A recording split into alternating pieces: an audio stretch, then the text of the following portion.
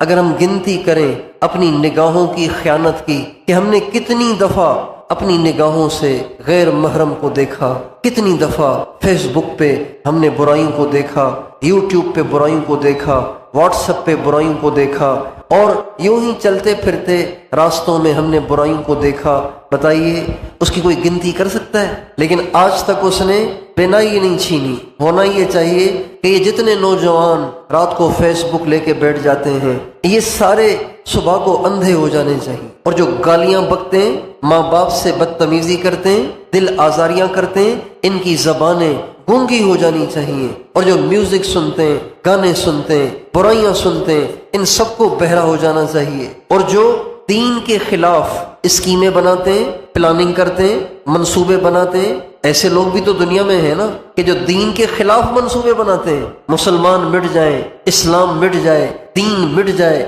مسجدیں خالی ہو جائیں، مسجدیں ختم ہو جائیں۔ ہونا تو یہ چاہیے کہ ان سب کی عقل مسخ ہو جائے، یہ سب کے سب صبح کو اٹھیں تو پاگل ہو چکے ہوں، لیکن اس کے کرم پہ قربان جائیں۔ اتنا کچھ کرنے کے بعد بھی وہ اپنی نعمتیں اپنے بندوں سے چھینتا نہیں ہے، اور نہ ہی اپنے بندہ ہونے سے نکالتا ہے۔ باپ بیزار آ کے کہتا ہے تو میرا بیٹا ہی نہیں ہے، ماں بیزار ہو کے کہہ دیتی ہے تو میری اولاد ہی نہیں ہے، لیکن اللہ کبھی بھی یہ نہیں کہتا کہ تو میرا بندہ ہی نہیں ہے، کبھی بھی اللہ یوں نہیں کہتا۔ اور ہمیں اور آپ کو تو وہ کیا اپنی بندگی سے نکالے گا، اور ہم سے اور آپ سے وہ کیا اپنی نعمتیں چھینے گا، جبکہ فرعون جس نے خدائی کا دعویٰ کیا اس کے پاس 2 نبیوں کو بھیجا تو نبیوں سے کہا موسیٰ، ہارون ذرا نرمی سے بات کرنا، سنبھل کے بات کرنا، ایسا بول نہ بول دینا کہ کہیں وہ مجھ سے اور دور ہو جائے، ایسے بولنا جس سے وہ میرے قریب آ جائے۔ تو اس سے کیا لگ رہا ہے کہ اللہ کیا چاہتے ہیں کہ فرعون بھی ہدایت پہ آ جائے۔ قارون موسیٰ علیہ السلام جیسے نبی پہ اس نے زنا کی تہمت لگائی تو موسیٰ علیہ السلام نے اس کو بددعا دے دی، بددعا دی تو زمین پھٹ گئی اور وہ زمین میں دھس گیا۔ مگر جب وہ زمین میں جا رہا تھا تو وہ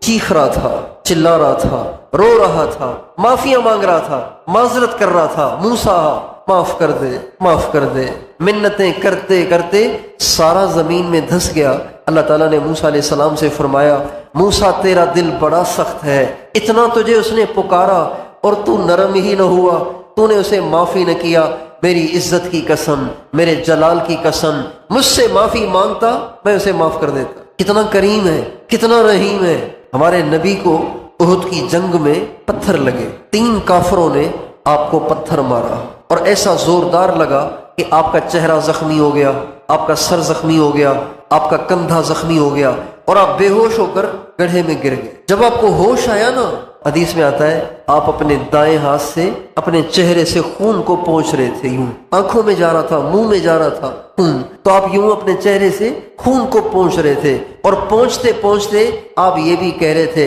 بھلا یہ لوگ کیسے کامیاب ہوں گے جنہوں نے اپنے نبی کا یہ حال کر دیا ہے، جنہوں نے اپنے نبی کو نہیں چھوڑا، اس کو لہو لہاں کر دیا، اس کا سر پھوڑ دیا، اس کا سر زخمی کر دیا، تو یہ لوگ کیسے کامیاب ہوں گے۔ جو ہی ہمارے نبی نے یوں کہا تو اللہ تعالیٰ نے قرآن کی آیتیں بھیج دیں، میرے نبی آپ ایسے نہ کہیں، آپ نہ کہیں ایسے، آپ ایسے نہ کہیں، آپ یوں نہ کہیں کہ کیسے کامیاب ہوں گے، آپ دعا کریں۔ چنانچہ ہمارے نبی نے دعا کی اللہم اغفر لقومی فإنہم لا يعلمون، اے اللہ یہ پتھر مارنے والے میں ان کو معاف کرتا ہوں، تو بھی ان کو معاف کر دے۔ اللہ تعالیٰ بڑے مہربان ہیں، بڑے کریم ہیں، بڑے شفیق ہیں، اور ایسا اس نے نظام بنایا ہے کہ گنہگار سے گنہگار بھی اگر تھوڑا سا عقل سے کام لے، تھوڑا سا ہوش سے کام لے، تھوڑا سا سمجھ سے کام لے تو وہ بخشا جا سکتا ہے۔